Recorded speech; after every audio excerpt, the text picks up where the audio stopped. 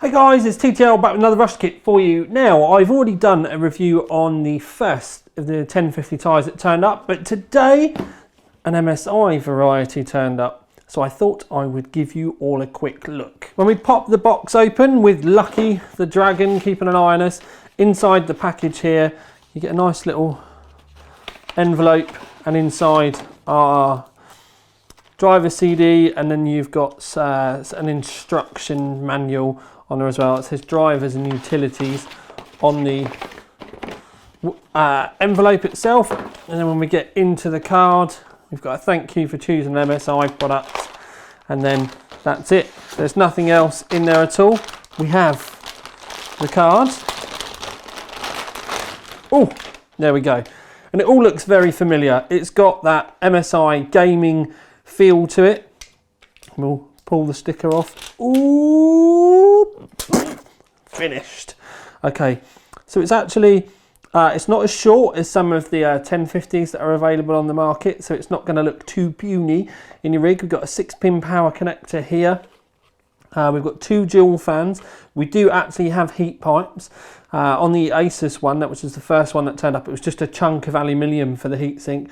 This has actually got proper fins. We've got 1 heat pipe there. There's another heat pipe on the back, so the cooling on this is superior. I know that this is going to come in at £169 because it's available for pre-order on OC UK at the moment.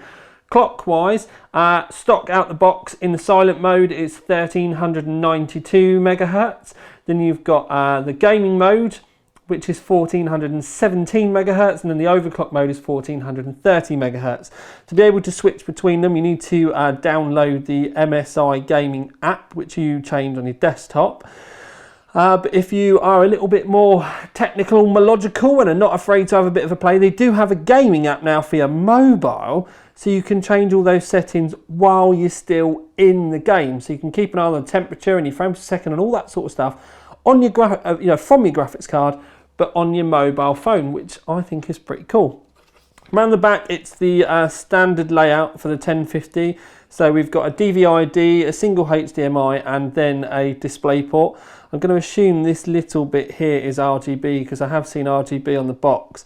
For the love of God, just leave it on white or something, because or red, because these, I'm not sure whether they do actually light up. I'm not seeing any wires on this one. Oh no, there we go. There is an LED wire there. So these are probably going to light up like the other MSI gaming cards. So there is a bit of branding continuation, which is quite cool. The fans, they are their Torx 2 fans. They say that they've got, on the heatsink, it's got special air deflectors to direct air onto the heatsink. They use a special premium thermal compound as well, is something that they're shouting about really hard. And in case you're wondering where all this information is coming from, like the custom PCB that's tailored 4-phase PCB design, when we get these things, this is what they've sent me. I wish they'd send digital versions of these though, rather than a bit of paper. So as far as the ones I've seen so far online, I actually quite like the look of this. Now I've got this penciled in because I'm working on another review at the moment. I've got this penciled in to go into the test rig probably at some point next week. So maybe in the next weekend you might be able to see a review on the OC3D channel. But for now, this is our first look at the MSI GTX1050 Ti Gaming X, that's important. So let me know what you think. Thanks. That's it for now. This is Tiny Tom Logan and Lucky out.